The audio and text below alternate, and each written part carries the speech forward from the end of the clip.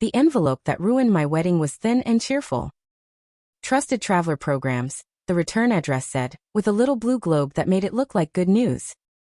I'd applied for global entry, so we could float through customs on our Bali honeymoon like competent adults. I opened it in my kitchen in a white bride robe I'd bought on Etsy, the one with the satin tie and the fake pearls on the cuffs.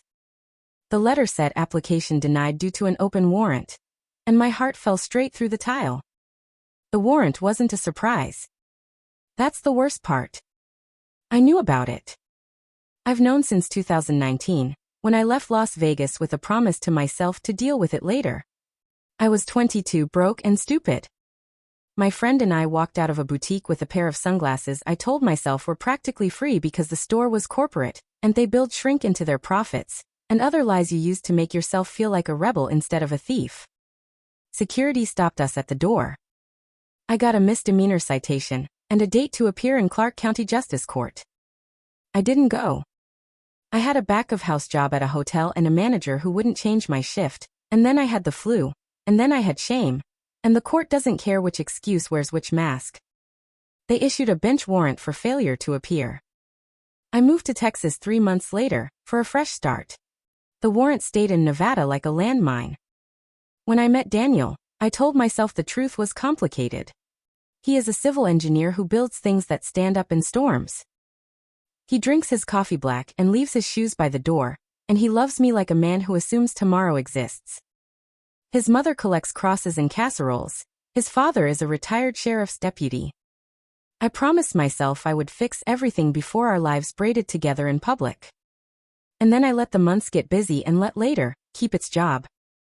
The global entry denial letter felt like a hand on the back of my neck. I slid it under a stack of bridal shower thank you notes and tried to pretend my stomach wasn't folding in half. That night at dinner with his parents, I laughed too loud at his dad's joke about speed traps. When his mother asked about our honeymoon flights, I said, "I'm handling it," and felt my voice wobble on the H. 2 days later, his father called. He doesn't call without texting first. "Hey kiddo," he said, careful. "Can you and Daniel swing by after work?"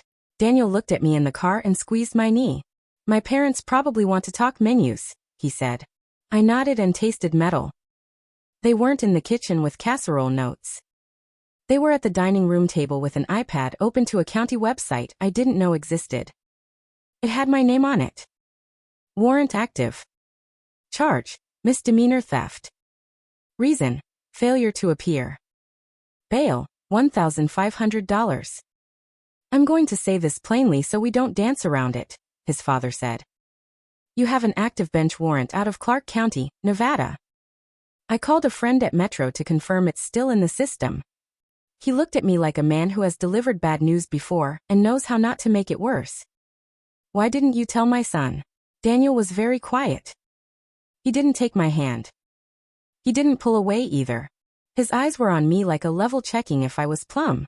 "I thought I could fix it before it mattered," I said, and heard how much I thought sounds like I lied. His mother covered her mouth with her fingers and blinked like she could will a different daughter into the room. "Honey," she said, not unkind. "The marriage license office is going to ask for ID. Sometimes these things pop up when you change names." "What if?"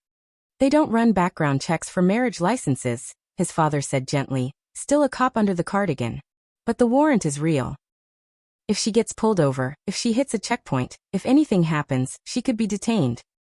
If it shows up during TSA screening, she could be held for the local sheriff's office to decide whether to serve it. Nevada might not extradite on a misdemeanor, but might is not a plan." "I was 22, I said. "I was stupid. I was scared. And then it got bigger every time I looked away." Daniel finally spoke. "Why didn't you tell me when we booked the honeymoon?" "Because I didn't want you to think I was the kind of person who does this," I said. "I thought if I fixed it quietly, we could just go on." His mother started to cry, softly, the way women cry when the picture in their head won't match the one in front of them. His father's voice was steady. "You need an attorney," he said. "A Nevada attorney. They can file a motion to quash the warrant and get you a new court date. You'll probably have to post bail or pay fines. It's not the end of the world. But it is the end of pretending it doesn't exist." We drove home in a silence that had edges. Daniel sat at the table and opened his laptop. He didn't Google how to forgive your lying fiancé. He Googled Las Vegas criminal defense failure to appear misdemeanor motion to quash. He found a law firm with a page that might as well have had my face on it. Didn't go to court? We can help. He called. He wrote down a retainer number that made my stomach pitch. He offered to pay. I'll cover it, I said too fast. It's my mess. He nodded once, and the nod felt like a tiny funeral. Okay, he said. Here's the plan. He laid it out like a project. We'd retain the attorney in the morning. They'd file a motion to quash. If the judge granted it, the bench warrant would be recalled and a new court date set.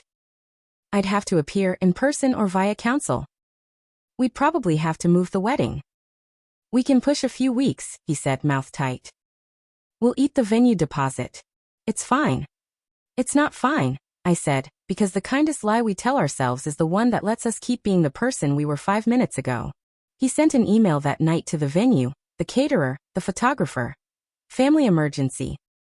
We may need to postpone. What are our options? He CC'd me. The subject line made me want to vomit. He texted his best man and his sister. He didn't text the group chat where he posts my recipes and the dog's Halloween hoodie. He didn't humiliate me. The attorney called back at 8:17 a.m. We do these all the time, she said, voice brisk and kind. It's a bench warrant for failure to appear on a misdemeanor theft. We can file a motion to quash today. You'll have to sign a notarized affidavit. If the court grants it, the warrant is recalled. You'll pay bail to be set by the judge, fines, restitution if owed. It will not just vanish because you're getting married. It's my fiancé, I blurted. He's upset. I imagine, she said gently. We'll do our part on the legal side. You'll need to do yours on the honest side. Daniel forwarded me the retainer agreement with the subject line signed today. He didn't add a heart or a joke. While I waited for the notary at the UPS store, I scrolled back through our thread for comfort and found the little blue hearts on the nights he'd salted the driveway and the sticker he sent when we bought the cake tastings. I cried into my mask like a child. At lunch, my phone lit. Subject: wedding/timeline/trust. It was from Daniel. I've asked the venue to hold our date for 30 days while we figure this out.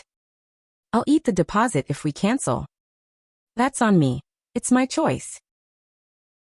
I'm not calling this off today. I am hitting pause. I don't marry someone with an active warrant and a habit of hiding hard things. If the warrant is quashed and you take care of the case, we can talk. But trust is not just about paper. I need to see that your instinct changes from concealment to disclosure. Please don't make this a PR campaign with my family. Don't call my mom to beg. Don't tell my sister I'm overreacting. Handle your case. I'll handle the vendors. Housewise, you can stay in the apartment through the month. I'm going to stay with my brother for now. Email for logistics. D. I read it 3 times. It was tender in the way a surgeon is tender. He didn't want to hurt me. He wanted to save his own life. The judge quashed the warrant 6 days later. The attorney called with her purposeful cheer. Motion granted, she said. New arraignment next month. Bail is $1,500. Payable by card. Will enter a plea, ask for a dismissal if you complete a theft awareness class and pay restitution. This is fixable. It costs money and humility. I texted Daniel a screenshot. He replied 13 minutes later. Good. Keep going. Not proud of you. Not we. Just good. We met in person the next night on neutral ground. A coffee shop we don't have memories in. He looked tired, like a man who has been carrying heavy boxes for a week. I brought the denial letter and the motion order, and a stack of printouts like a job interview. I'm doing the class, I said. I set up the payment plan. I wrote a letter to the boutique because the attorney told me to apologize and pay restitution even if they don't want to hear from me. I said it like bullet points could add up to a person. He nodded. I appreciate that. And the wedding? I asked, pathetic. He took a breath so deep I could feel it in my bones. I can't marry you next month, he said steady. I'm not punishing you with time. I'm telling you mine. I need to see you tell me things when they're small, not when a letter forces your hand. That's a different kind of love than the one we've practiced. I was scared you'd leave, I said. He didn't laugh. And you did the one thing that almost guarantees I have to. He folded his hands like a man at a deposition. I'm not blocking you. I'm not turning my parents against you. I'm not keeping the gifts. I'm just stepping out of the aisle until the person in it is someone I can trust. He canceled the venue and ate the deposit without sending me a spreadsheet to show me what it cost. He sent emails to vendors using words like postpone and circumstances, protecting me from the kind of gossip that makes women characters. He dropped off the ring at the jeweler to hold. He packed a duffel in silence and left me the apartment through the end of the month, with the electric bill in his name, until I could transfer it. He wins by never weaponizing the logistics. I wanted him to rage because rage is a dance you can join. Calm is a door you can't open from the outside. He didn't slam anything. He made a plan and stuck to it. I finished the theft class. I paid restitution. I stood in front of a judge on Zoom and owned my adult name and my old mistake. The case closed with a fine and a record that will live in the system the way things do when you earn them. I sent Daniel the final order with a message I rewrote 5 times. The warrant is gone. The case is closed. I'm sorry I let you find out because a letter told me to. He replied 2 hours later. I'm glad you handled it. Take care. If you're looking for the part where he changes his mind and shows up with flowers, that's a different channel. He wins because he refused to marry a secret. He wins because he protected me from my worst instinct. Performance. By declining to be the audience. He wins because he didn't make me beg in his mother's kitchen or grovel at his father's feet. He let the truth do its job and walked away with dignity. I kept the global entry denial letter in a folder labeled grown-up stuff as a reminder to call the lawyer before I call a florist next time. When I tell this story, I don't make the cop dad the villain or the county clerk a witch. I make the villain the part of me that waits for crises to confess. That part loses now. Hey everyone, thanks for watching. She hid an old bench warrant, hoping to fix it later. A global entry denial exposed it days before the wedding. He didn't explode. He paused the wedding, handled vendors quietly, and stepped back until trust wasn't a performance. Lesson. Honesty on your timeline isn't honesty. It's damage control. If you liked this video, please subscribe for more. Thanks and see y'all tomorrow.